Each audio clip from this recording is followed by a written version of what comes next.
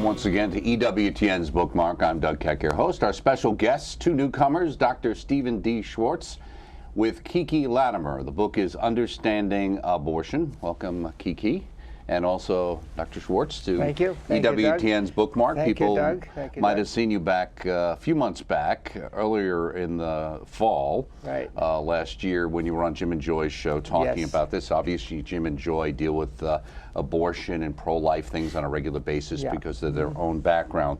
Let me ask you, Doctor, first to explain a little bit of your background and how you came to work together on understanding abortion, from mixed feelings to rational thought. Well, it came out of the class that I teach at URI, that I did teach at URI when I was teaching there, an ethics class, where at the end of the class I used to do a practical question. I did several, and by far the most significant, the most popular one was the abortion issue. And I said right at the beginning, I'm not going to take a stand. I'm not going to tell you where I stand. My aim is to have you understand the issue so that you can make up your own mind, rather than being directed in one way or the other, where I think people are always left with the suspicion that the other side might be right, and that goes in both directions. If you're given only the pro-life side, you might suspect, well, maybe the pro-choicers have something on their side, and vice versa.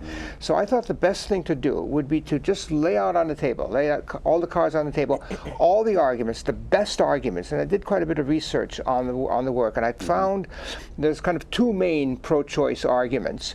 So I laid them out, and then they're explicitly laid out in the book. They're explicitly laid out in the book, which I can go into more detail if you want, and then the pro-life arguments. So I laid it out on the table and let people decide. And the results were very, very encouraging, because there's a vast middle section, about 80%, who are sort of pro-choice because the culture is, but really only by default. They haven't thought it through. And most of them become pro-life or more pro-life. The pro-lifers are more strongly pro-life. And very significant, those who were pro-choice see it as a more complicated issue. Up to them, they might have thought, well, it's obviously a woman's decision. I mean, what's your problem? Why is there anything more? A woman should decide. It's her body. And if you go just so far, it's a woman's body, and she should decide what goes on in her body. If you stop there, the pro-choice position makes sense. The thing to do is to go beyond that and to ask the basic question, what is an abortion? And to make it short, abortion kills a child. Now, I developed that. But if abortion kills a child, we're dealing with something more than what pro-choice generally. Unfortunately, this class does not run 50 minutes. This is only 28 minutes. Sorry. We've got to save for the good stuff here. We've got to keep Kiki into this as well. So, Kiki, how did you ever find time to get involved with Dr. Schwarz on this? What's your background? How did you come together? And why did you see a benefit of working together on this particular well, I was originally in his class, an introductory to philosophy class, which developed the abortion issue. I was one of those people that was pro-choice by default.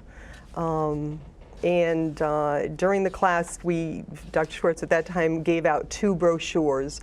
One was a pro-life brochure, which many people are familiar with, it's called the Life or Death brochure, which has very graphic pictures of aborted children. And the other was a brochure that was originally put out by, I think, by NARAL, showing very graphic pictures of women who had died from abortions. I see, okay. So because it had to be even-handed, both were given out. And for me, I'd seen plenty of pictures of prenatal development in children, but I had never seen a picture of an aborted child. And for me, it was an immediate switch from pro-choice to pro-life. It was so something clicked for you. Something clicked, and no one should do this to a baby. For me, it was an immediate thing. Okay. Very good. So when you got together, you put this together. Now, Doctor, you start off, and you kind of said this, and I'm sure part of our audience initially when you said, I'm not going to tell people how to think about this. There were a lot of people going, why is Doug Keck interviewing this person on this show? Because the assumption, obviously, for EWTN is we're pro-life. The church is pro-life. We all understand that we're pro-life. Sometimes we have to deal with the arguments. So as you explain, the idea is to direct people to the right understanding. But some people would say, were you willing to live with people who still, after reading this book, would believe that being pro-choice was, as you say here, a moral position? if somebody, I'm going to say this, if somebody reads our book and stays pro-choice, something is very wrong. Okay. They're either not terribly intelligent to understand the arguments, or they've dug in their heels, and that happens. People dug in their heels, and you have this, my mind is made up, don't confuse me with the facts, and that's an example of that. My sense is that anyone who reads this book with even a minimum goodwill, ready to go both ways, which is what the position I take on all issues like global warming, I'm ready to go both ways. Just give me the evidence. Let me hear both sides. And if somebody does that with our book, I think they're going to come out, because I think the truth speaks for itself. Let me ask you, Doctor, just in your particular thing, and then I'll go to Kiki in a second, just on the idea. You're teaching at the University of Rhode Island. When you said, I'm retired now, but I do. Okay, but you had been there. So much of your experience obviously is dealing with college-age students. A, have you seen a change in their attitude coming into being open to new ideas? And if so, does that run against being a pro-life person? Oh no, we've seen changes within the class. Whether there's changes generationally is more difficult to say, but there's quite a few students who come in pro-choice and they end up pro-life. So there is definitely a movement in that. But do you tend to find people coming in with those culturally fixed positions more so than there used to be, or is it about the same? It's about the same. Is it really? It's Okay. about No, the same. I think it's less. You think it's less? I saw a huge change from when I was a student to when I was a teaching assistant. I saw a huge difference. People are more pro-life now. More pro-life. Right. The radical, feminazi Right. kind of student, by the time we were done teaching, was almost That's gone. true. Right. That's true. That person was no Yeah. longer. And what do you think changed that, Kiki? I think there's been a reaction, especially with young women, against the feminist movement, that it was too harsh, that it wanted to make women into men. I think there was a reaction against that. There was a reaction against using the term girls for women, where women or men, the young girls nowadays call themselves girls. They have no problem with that term. I think that ultimately the radical feminist hard line didn't work for real women. It didn't work. It was. So you started to go into this, Doctor. So let's talk about the pro-choice moral position, because again, our audience would say, well, there's obviously no moral position for pro-choice. They might say there's a practical reason to be pro-choice, that you don't want to have a child, or it's going to cost you money, or it's going to hold you back. But a moral choice? Are there people on the pro-choice side who actually see it as a moral choice? Yes, there are. And they fall into two camps. Okay. One camp, Marianne Warren and Michael Tooley, claimed that the being in the womb is biologically human, but it's not a person. What counts as a person, and a person is a being who can say I, who has claims, rights, and can reason and so forth, and the being in the womb can't do that. Michael Tooley points out very logically that what's true of the preborn child, that they can't think rationally and can't do syllogism and so forth, applies also after birth. And so he bites the bullet. He's at least logically consistent. He says 3 months. So he's ready to go 3 months. And he doesn't buy the idea that birth marks any real difference. Is that the achievement view? That's exactly the achievement view. The achievement view says you're not a person until you achieve a certain level of rationality, which means that also if you're severely retarded, you don't count as a person. So that's the one. And my answer to that is the continuum argument that there's a baby all the way through from beginning to end, and very important distinction between being and functioning. That what the Tooleys and Warren very rightly point out is that the being in the womb doesn't function as a person, and neither does a newborn baby. You can't have a conversation with a newborn baby. But they have the being of a person, and what counts is not functioning, which is what the Tooleys and Warrens make the criterion, but being a person. And you have the being of a person even when you're under anesthesia, then you also don't function as a person. The other argument is the Judith Jarvis Thompson argument, which says, let it be a person. The being in the womb is an intruder. It's inside me, and I don't have to let that being stay inside me and use my body and take nourishment from me. No duty to sustain. No duty to sustain. Right. So if there's somebody who's unwelcomed in my house, I can kick them out. My quick reply to that is several. I can maybe kick them out, maybe not, but I can't kill them. I was going to say, in fact, it would be difficult today to justify, except in some states, the ability if someone broke into your house for you to actually kill them, right? So that argument... That's where the argument breaks down. Right. It at most allows kicking out, but not killing. Right. So, Kiki, what have you found when you roll out those kinds of arguments and then put them and juxtapose them with the pro-life moral position? Do people see the pro-life moral position as being more moral? And maybe the question would also be, is the problem is they do see it as a moral position and not a legal position? And so they say, that's your morality. I understand why you might feel that way. I may even feel that way. But legally, why should that impact what the society allows people to do? Well, I think the basis of the moral argument is understanding that you're not dealing with one person, the woman, but you're dealing with two persons. And the understanding, like Stephen said, that the ability to be a person comes with the being of a person, not the functioning of a person. So once you develop the understanding that, being functioning presupposes being, this cup will never become a person because it doesn't have the being of a person. In order for something to begin to function as a person, to be able to think, to be able to feel, to have consciousness, it first has to have the being of a person.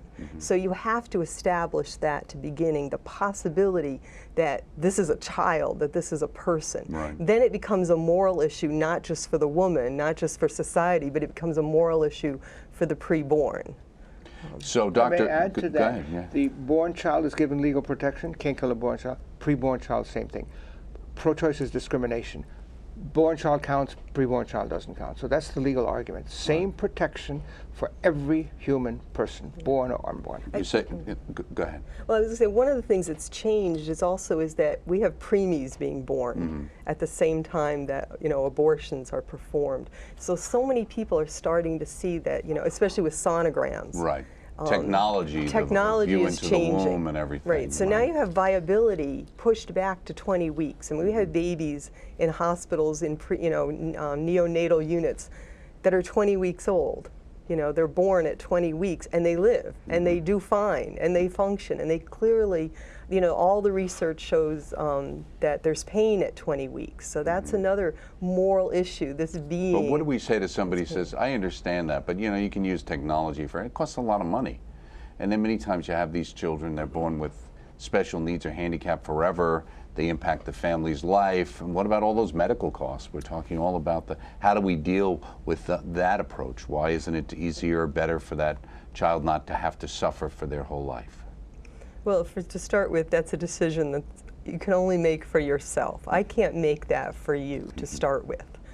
Outside of the moral issue that your life belongs to God, but as just a secular person, you might be able to choose that you can't deal with a certain amount of pain or you don't like how your life is, but I can't decide that for you. Right. I My can't answer is decide very that. quick. Same treatment for born and preborn. Now, if you want to kill born people who have defects, as Peter Singer does, Right. and then apply that to preborn, then you're being consistent. But isn't that part of the problem, is that as we move ahead, and I think the pro-life wins the battle on biology and science showing it, and even the kind of that it starts to move, that it's moving out of the idea of whether it's a baby or not into just who has more rights and who's in charge. And if you talk about achievement, what's the difference between saying utilitarianism? And if that's the case, that's life not worthy of life, which was the Nazis' approach to special needs children. That's a new battle, which if you deal with it consistently, you're going to deal the same way with preborn and born. And then my point has been made that born and preborn should be treated the same. The other question, that's another book, that's another issue, how you deal with that. So you're working on that one now? No, I'm not working. I'm working on a different book, Philosophy Begins in Wonder.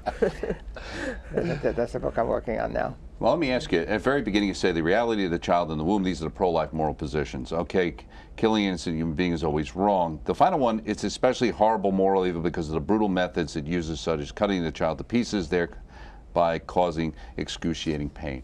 So what if somebody said, well, let's find a way to do it in such a way that, we don't have to cut up the baby, we do the morning after pill or things like that. Would that be acceptable? That's okay then? No, it's not acceptable at all. But it is coming. You're right. It is coming because the pain issue is only one argument, and it's an important argument because right now there is a great deal of pain caused. But you're absolutely correct that it's only a matter of time before someone says, "Well, we'll just anesthetize the child and then we'll chop it to pieces." That's an additional argument. Yeah. If somebody murders a person quickly, painlessly, that's terrible. If another person tortures them to death, The second one is worse. But if you take away the torture and still keep the murder, that's still wrong. So you've taken away the second element, but the first element remains. Okay. There's something here called the Sled Argument. What's the pro-life Sled Argument? Sled argument. People may ask, isn't there a difference between born and preborn? And yes, there is a difference. And I say that difference comes down to 4 factors, and only 4 factors. I challenge anyone to find another. Size, level of development, environment, and degree of dependency, which spells out the word sled. It's very easy to remember, and the important thing is that there's only those 4. No one has ever come up with a 5th, and they're all morally irrelevant. A large person, a 20-year-old who's big and strong, is not worth more than a tiny little baby. A person in graduate school, more intellectually developed, is not worth more than a preschool child. A person who's in a hospital and very dependent is not worth more than someone who's independent. In fact, on the contrary, the more dependent you are, the more care we should give you. Right. And environment only has to do with whether, in the womb or outside the womb. But environment can't possibly make a moral difference. It's the same being either way. So all of those are differences, but they're all morally irrelevant. But Kiki, if you're dealing with that idea and you say, well, the reason why human life are intrinsically the same or equal is ultimately, I think, it's a God moral question. So if you don't believe there's a God, and you don't believe, in fact, that they're intrinsically the same, then the only way to gauge them in many ways is through achievement, as listed earlier, or some sort of utility that says this person is more productive, I hate to say it, for the state, which is ultimately where you end up, versus this person who's draining resources from the state. How do we avoid that? I think if ultimately that's your ideology, there's very little you can do with it. But at some point that's going to apply to yourself as well.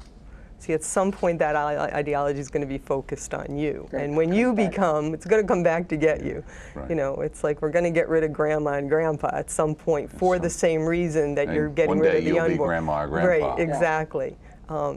If you see no value to the human person besides their utility, you have to at some point turn that flashlight, that spotlight onto yourself. And does it apply to you? And for most persons, it doesn't. And what kind of apply to relationships themselves. can you ultimately happen with anyone? Right. If that's I'd like how to you add gauge a it. positive note that maybe our culture is moving partly in that direction, but it's also moving in the other direction. Handicapped access, which we didn't have until recently. That the fact that we consider the handicapped as equal in terms of what they should be able to do. So we build handicapped racks. They're just as important. But that's one of the dichotomies or conundrums that are out there in some ways that seem to run against each other. One case, we're making all these concerns, and I have a special needs child, so I'm very happy that they have that, and concerns about autistic children, etc.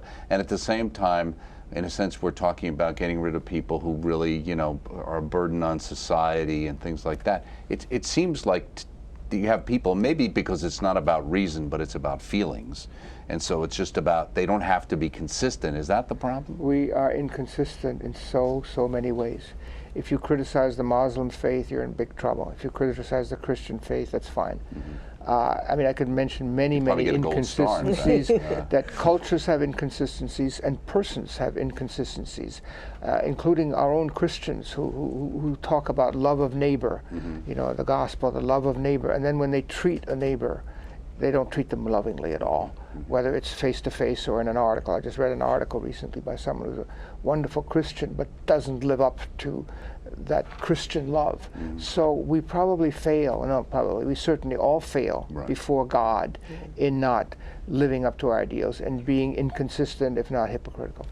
So what is the violinist argument? The violinist argument is the Thompson argument. It's the no duties to sustain argument, and she brings that argument out by an interesting analogy that you're kidnapped overnight and you're brought into a hospital and you're hooked up to this violinist, and you've got to stay hooked up because otherwise, if you disconnect, the violinist will die, and you don't want the violinist to die.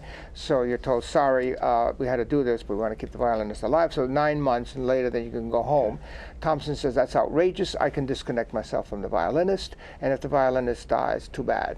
And the woman, the child is like the violinist. And so she draws that analogy. And of course, many people have taken it on themselves to show the disanalogy between the violinist and the child. The child is her own child, and the violinist is a stranger. She doesn't kill the violinist; she just fails to sustain him, whereas the child is killed. I mean, we could go on. Right. So it's just it's an interesting story. It's a very vivid, imagination capturing story. But it as a logical analogy, it's very poor. And even pro-choicers like Marianne Warren have denounced that. He says you can't go that way. You've got to show that the being is not. Right. Well, I'm just wondering. Go ahead, Kiki. Well, one of the things that the violinist argument doesn't really capture, that women seem to understand, is the difference between an unwanted pregnancy and an unwanted child. And that comes out all the time. And it seems to be the understanding that if you have an unwanted pregnancy, well, of course you have an abortion. You get rid of it. It's an unwanted pregnancy. Because the idea is that an unwanted pregnancy equals an unwanted child.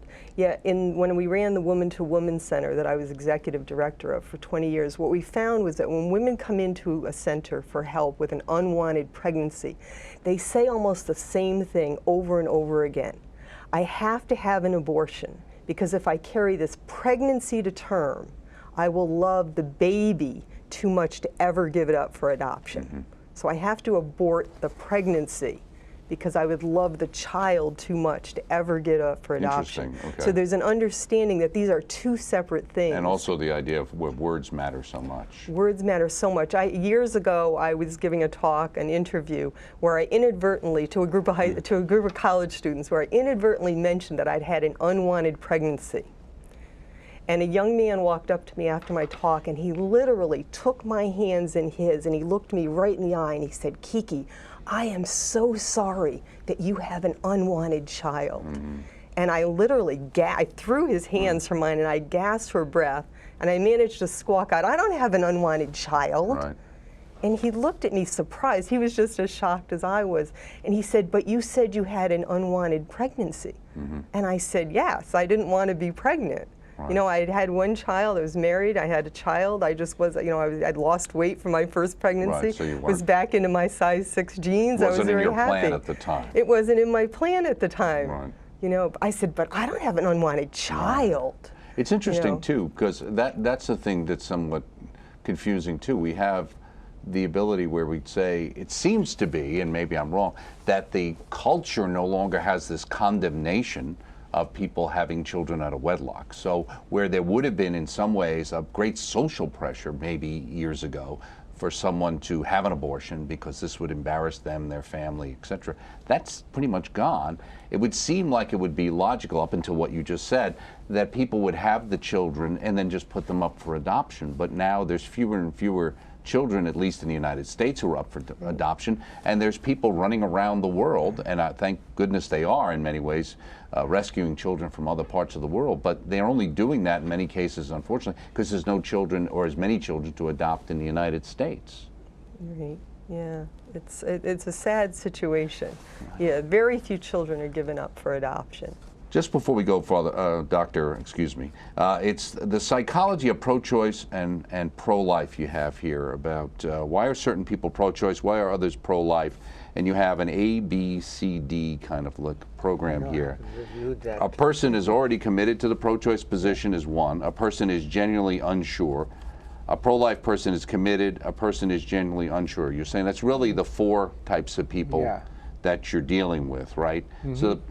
So going forward, I'm assuming the great room for us on the pro-life side is the people who are unsure, especially on either side, but certainly trying to bring the pro-choicers over. Who right? are unsure and willing to look at the question again, not seeing it as something settled, realizing that there are 2 sides to it, and looking at the other side. And I think if they do look at the other side and get the good arguments, which is mainly the reality of the child. That's the central argument, the reality of the child in the womb. And that's the thing always to remember when people are talking about abortion, that if you overlook that, then it's very easy to start feeling sorry for the woman and allowing abortion. But once you realize that abortion kills the child and the reality of the child. Right, exactly. Let me just ask you before you go, can we legislate morality? Chapter 14, that's the one we hear about all the time. Absolutely. We legislate morality all the time. We legislate against murder, against theft, assault, all those things, and abortion is just one more example. Of course, we legislate morality. That is only valid insofar as we cannot legislate against ingratitude. So some things can't be legislated morality, but the bulk of the moral law is against of the legal system is against just moral before evil. we go, your final thoughts, what would you hope somebody reading this book would take away? Well, I wanted to go back to the very first thing you asked. You said, if someone reads this book. And I think it's really important to understand that pro-choice people do not want to read pro-life books. And pro-life people do not want to read pro-choice books. You know, they don't come together in any way. So this is a book that a pro-life person could give a pro-choice person that would not offend them because it doesn't take a stand. We're not trying to shove a pro-life book down someone's throat. Take a look at your arguments. Take a look at our arguments. The book puts the cards on the table and says, you figure out what's the truth of the matter. And that's what's so important about this book that makes it different, as far as we know, from any other book out there. Is you could give this to a pro-choice person and say, look at what I believe, look at what you believe, look at how the two sides can dialogue. Because otherwise you run into the person who's that type A who says, I'm already committed, I don't want to think about it, and everything's closed up. Well, thank you so much, Dr. Stephen Schwartz. Thank you a for pleasure to having meet me. you, Thank Doctor. Thank you and for a pleasure to having meet you, Kiki Latimer. Thank you for having and us. the book is Understanding Abortion, From Mixed Feelings to Rational Thought. It's available through the EWTN Religious Catalog, EWTNRC.com. That's EWTNRC.com. I'm Doug Keck. This is Bookmark. We'll catch you next time. Thank you.